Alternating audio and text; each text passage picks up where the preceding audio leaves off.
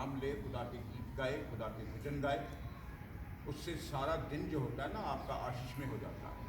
जब आप सुबह अच्छे गीतों से, अच्छी आराधना से खुदा की नज़दीकी में जाते हैं तो सारा दिन खुदा आपकी नज़दीकी में रहता है। तो अपने दिन को खुश रखने के लिए, अपने दिन को खुशियों से भरे रहने के लिए, शैतानी युक्तियों से अपने आप को बचा के रखने के लिए, आपको बरकतें मिलने के लिए, आपको आशीषें मिलने के लिए सुबह का मौका बहुत अच्छा होता है जब आप लोग खुदा की हजूरी में आ जाते हैं। तो खुदा आप सबको नाम ब नाम आशीष दे और बरकत दे। मैं पिछले दिनों से आपसे कुछ खुदा के कामों का बयान कर रहा हूँ, मसीहा के आश्चर्य कर्मों का बयान कर रहा हूँ कि उसने दुनिया में आकर के ऐसे ऐसे अचंभित काम किए हैं जो हम सोच भी नहीं सकते।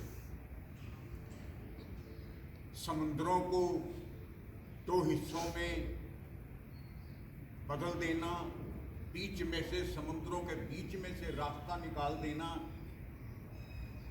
मुर्दों को जिंदा कर देना, लंगड़ों को चंगा कर देना, अंधों को आंखें दे देना, बहुत 5 रोटियों से 5,000 को खिला देना और बच भी जाना, ये आम आदमी का काम नहीं है, ये खुदाई काम है। और उन पे मैं जिक्र कर रहा हूँ आज का, और उनका हमारी ज़िंदगी के साथ क्या ताल्लुक़ है, मॉरल में जाके, आखिर में जाके मैं आपको ये भी बताता हूँ।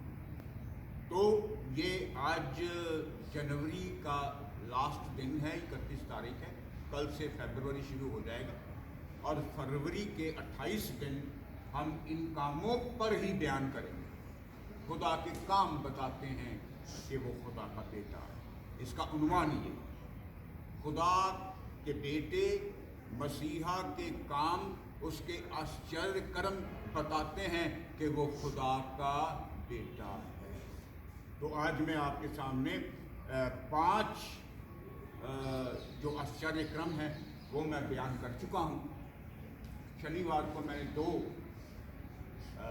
आश्चर्य क्रम बयान किए थे कि बुखार से पीड़ित औरत को छूते ही उसका बहुत दिनों का बुखार जो था वो एकदम छूते ही, उंगली लगते ही उसका बुखार ठीक हुआ। और 5वां था, शाम के वक्त बहुत सारे बीमार, बहुत सारे दुष्ट आत्मा से भरे हुए लोग उनके द्वार पर आ गए और उन्हें भी चंगा किया गया। आज मैं 6वां आश्चर्य क्रम आपके सामने पेश करने जा रहा हूँ। ये लूका की अंजील है, उसका 5वां अध्याय है, वो निकाल के रखेंगे। लूका की अंजील है, उसका 5वां अध्याय निकाल के रखेंगे। मैं आपको एक नज़ारा दिखाना चाहता हूँ। एक बहुत बड़ी झील है, गन्नेसरत नाम एक शहर है, उसकी एक बहुत ही खूबसूरत और बहुत बड़ी झील है। और झील के किनारे सुबह सुबह का वक्त है, तड़के अभी सूरज निकल रहा है। बड़ा अच्छा नज़ारा होता है जब आप सुबह उठते हैं और कभी खुदा के इस बनाए हुए सूर्य की तरफ देखें, बड़ा अच्छा लगता है, बड़ा सुकून मिलता है जब आप देखते हैं। तो जब उसकी रोशनी आपकी आंखों में आदान प्रदान होती है ना, बड़ा अच्छा लगता है। तो गन्नेसरत की झील है और झील के किनारे यीशु नासरी खड़ा। उसने जब झील पर नजर लगाई तो वहां पर उसे 2 नावें लगी हुई दिखाई दी, 2 कश्तियां दिखाई दी। उस दोनों कश्तियों में से पहली जो कश्ती है वो यूहन्ना और याकूब की, दूसरी कश्ती जो है वो इंद्रियास और पतरस की। ये चारों भाई हैं और इनका व्यवसाय जो है, इनका व्यापार जो है, वो मछलियां पकड़ते हैं और बेचते हैं और इससे अपनी रोजी रोटी चलाते हैं। सुबह सुबह का वक्त है, तड़के का वक्त है, सूर्य निकल रहा है और जब मसीहा सामने खड़ा देखा तो वो अपने जाल धो रहे थे। तो मसीहा पतरस के पास आकर के कहता है कि नाव को गहरे में ले चल। लूका 5 है पहली आयत से, अभी नहीं पढ़ना, जब मैं कहूँगा तब पढ़िएगा। तो पतरस की नाव पर आकर के उसने कहा, इसे गहरे में ले चल, तब मछलियां पकड़ने पाओगे। अब वहां पर हुआ क्या है, आज के इंसान की तरह पतरस हाथ जोड़ करके खड़ा हो गया, साथ में इंद्रियास यूहन्ना सब खड़े हो गए, कहने लगे, मसीहा मैं समुद्र का ज्ञाता हूं, मैं समुद्रों का जानी जान हूं, मैं बहुत बड़ा गोताखोर हूं, मैं तो समुद्र की तह से मछली निकाल लेता हूं, लेकिन आज इस समुद्र में, इस झील में एक भी मछली नहीं है, क्योंकि मैंने सारी रात जाल डाला है। हम चारों भाइयों ने मिलकर के सारी रात एक कर दी है, लेकिन कोई भी मछली नहीं मिली। ये पहला हिस्सा है इस बात का। दूसरा है, ये पहला पहलू था, अब दूसरा पहलू है। पर फिर भी खुदावंद को तू कहता है, तेरा हुक्म है, इसलिए मैं जाल जरूर डालूंगा, चाहे मछली आए चाहे ना आए। तू कहता, तेरा कहना मेरे लिए सर्वोपरि है। तूने कह दिया है, अब मुझे मछलियों की चिंता नहीं है, अब तो तेरा हुक्म मानना जो है ना, वो मेरे लिए जरूरी है।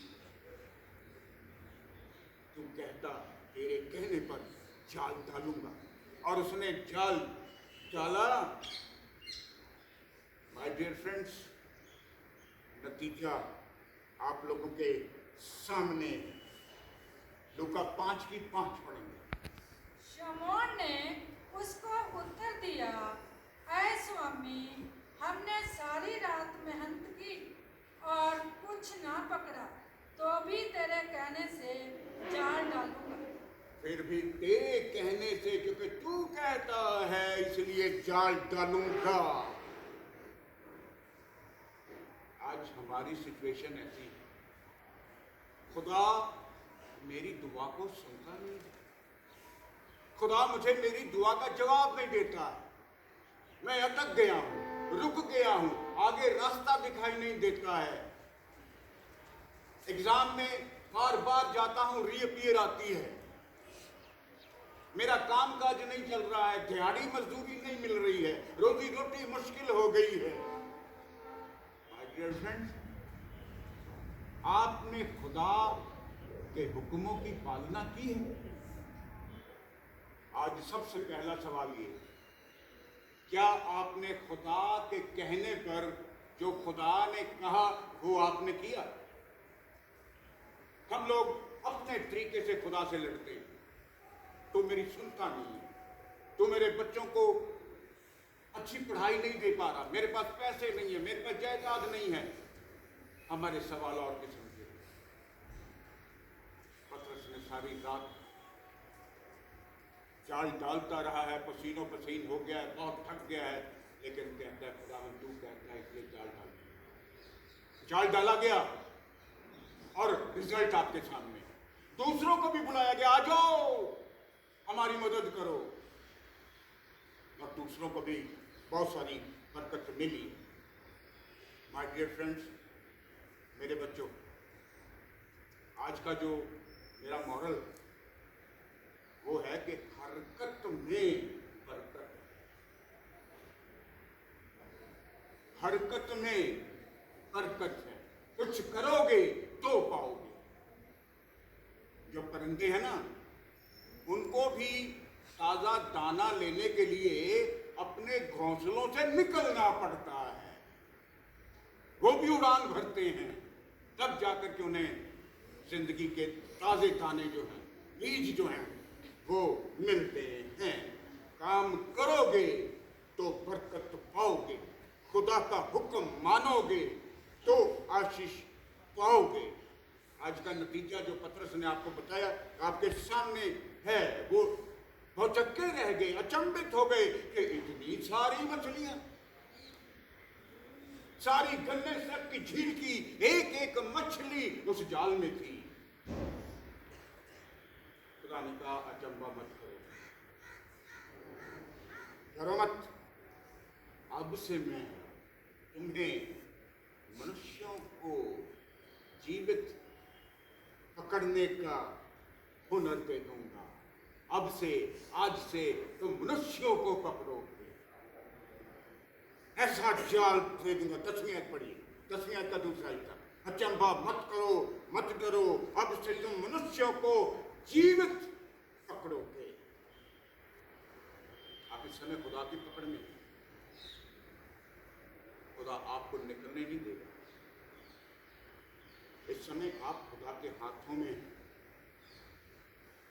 आज से खुदा आपको जीवित मनुष्यों को पकड़ने के लिए प्रेरित करे। पढ़िए। अचंबा हुआ, तब यीशु ने शमौन से कहा, मत डर, अब से तू मनुष्यों को जीवता पकड़ा करेगा। अब से तू मनुष्यों को जीवता पकड़ा करेगा। From now you will be catching the man. समुद्र के किनारे मछुए खड़े रहेंगे, एनगदी से लेकर के एनगलैम तक। समुद्र का एक कोना और समुद्र का दूसरा कोना। खुदा उनका कलाम कहता है कि जाल बिछाए जाएंगे और उन्हें महासागर की भांति भांति की मछलियां जो हैं वो उन्हें मिलेंगी, उसे ही मिलेंगी जो खुदा के हुक्मों की पालना करेगा। हिजकिय्याह नबी उसका 47वां अध्याय, उसकी 10वीं आयत। मेरे पीछे चले आओ, फॉलो मी, मैं तुमको मनुष्यों के पकड़ने वाला मछुआरा बना दूंगा। काल के तट पर मछुए खड़े रहेंगे, समुद्र के किनारे पर मछुए खड़े रहेंगे और इनगदी से लेकर एनगोलेस तक वहां जाल फैलाए जाएंगे और उन्हें महासागर की सी भांति भांति की अनगिनत मछलियां मिलेंगी। भांति भांति की अनगिनत, जिनकी गिनती नहीं हो सकती, ऐसी मछलियां मिल जाएंगी। ये एनगदी और एनगलैम समुद्रों के किनारों के नाम हैं। एक किनारे से लेकर के दूसरे किनारे तक भांति भांति की मछलियां मिलेंगी और शर्त ये है कि तेरे कहने से जाल डालूंगा, अपनी मर्जी से नहीं डालूंगा, तेरे कहने से जाल डालूंगा। तो मेरे पीछे चले आओ, मैं तुम्हें मनुष्यों को पकड़ने वाला बना दूंगा। आज के मॉरल पर आ रहा हूं, आज की शिक्षा पर आ रहा हूं। स्वर्ग का राज्य इसी तरीके से एक जाल की तरह होगा जो समुद्र में डाला गया। याद रखिएगा, इस आयत को अपने साथ लेके जाइए। स्वर्गों का राज्य भी उस बड़े जाल की तरह होगा जो समुद्र में डाला गया और हर प्रकार की मछलियों को समेट लाया। जाल समेट लाया। पढ़िए जी, कहां लिखा? मत्ती की अंजील 13:47। स्वर्ग का राज्य, खुदा का राज्य, आज पहली बार जिक्र हो रहा है कि खुदा का राज्य उस जाल की तरह है जो समुद्र में डाला गया है। 13:47। फिर स्वर्ग का राज्य उस बड़े जाल के समान है जो समुद्र में डाला गया और हर प्रकार की मछलियों को समेट लाया। हर प्रकार की मछलियों को समेट लाया। अच्छी भी, बुरी भी, बड़ी भी, छोटी भी, रंगदार भी, बिना रंग के भी, खाने में स्वादिष्ट भी, ना स्वादिष्ट भी, सबको समेट लाया। लेकिन आगे होगा क्या? जब जाल भर गया, उसे किनारे पर लाया गया और बैठकर अच्छी अच्छी मछलियों को तो बर्तनों बर्तनों में इकट्ठा किया गया। ये आयत जो मैं आपको दे रहा हूं, इसे याद रखिए। 48वीं आयत है। और जब जाल भर गया तो मछुए उसको किनारे पर खींच लाए और बैठकर अच्छी अच्छी तो बर्तनों में इकट्ठा की और निकम्मी निकम्मी फेंक दी। आप लोग अच्छी अच्छी चीजों में शामिल होना है। देखा गया कि अच्छी अच्छी जो मछलियां थी उन्हें तो बर्तनों में इकट्ठा किया और निकम्मी मछलियों को फेंक दिया गया ताकि मर जाएं, खत्म हो जाए। जगत के अंत में ऐसा ही होगा। आज 6वां मौजूदा है कि खाली समुद्र में मछलियों की भरपूरी खुदा की तरफ से, खुदा के हुक्मों से। मत्ती की इंजील 13 की 39 आयत है। जगत के अंत में ऐसा ही होगा कि स्वर्गदूत आ जाएंगे और दुष्टों को धर्मियों से अलग कर देंगे। माय डियर फ्रेंड्स, मेरे बच्चों, आज मौका है कि आज जो खुदा के मानने वाले हैं और खुदा के नाम मानने वाले साथ साथ चल रहे हैं। आज जो कलाम सुन रहे हैं वो भी साथ हैं, जो नहीं सुन रहे वो भी साथ हैं, जो खुदा को अपना मानते हैं वो भी साथ हैं, जो नहीं मानते वो भी साथ हैं। खुदा कहता है दोनों को साथ साथ करने दो। कहीं तुम दुष्टों के साथ साथ धर्मियों को भी नुकसान मत दे देना, इसलिए कहता है कि इनको बढ़ने दो, दुष्टों को भी साथ बढ़ने दो।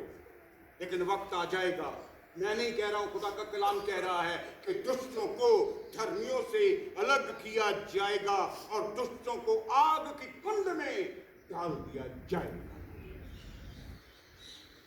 39 पढ़ दीजिए। जगत के अंत में ऐसा ही होगा, स्वर्गदूत आकर दुष्टों को धर्मियों से अलग करेंगे और उन्हें आग के कुंड में डालेंगे, जहां रोना और दांत पीटना होगा। अभी भी मौका है, अभी भी समय। जैसे रंग को देखकर खरबूजा रंग बदल लेता है, इसी तरीके से आपको अच्छे लोगों के साथ रह करके अपना रंग बदल लेना चाहिए। धर्मियों के साथ रहते रहते आपको भी धार्मिक हो जाना चाहिए। दुष्ट रह जाओगे तो बहुत नुकसान पाओगे। अपने आप को धर्मी के साथ टच करके, खुदा के लोगों के साथ अपने आप को बिठा करके, उनके साथ हाथ से हाथ मिला करके, उनसे कंधे से कंधा मिला करके अपने आप को धार्मिकता वाली जो पावर है वो अपने अंदर लेने की कोशिश कर रहे हैं। अभी भी मौका है। आखिरी शब्दों पे हूं, अभी भी मौका है, अभी भी समय है। हरकत में बरकत है। कुछ करोगे तो आशीष पाओगे, खुदा के हुक्मों को मानोगे तो पुरनूर होते जाओगे। जिंदगी आपकी भरपूर हो जाएगी, आशीषों से भरी होगी और जो चाहते हो वो हो जाएगा। शर्त सिर्फ ये है कि तेरे कहने से मैं ऐसा करूँगा। तो आपको लगता है कि आपको आज के वचन को मैं यही पूरा करता हूँ। खुदा बाप, खुदा बेटे और खुदा पाक रूह के नाम से खुदा आपको बरकतों से भरपूर करे। जितने बच्चे यहाँ पर खड़े हैं उनके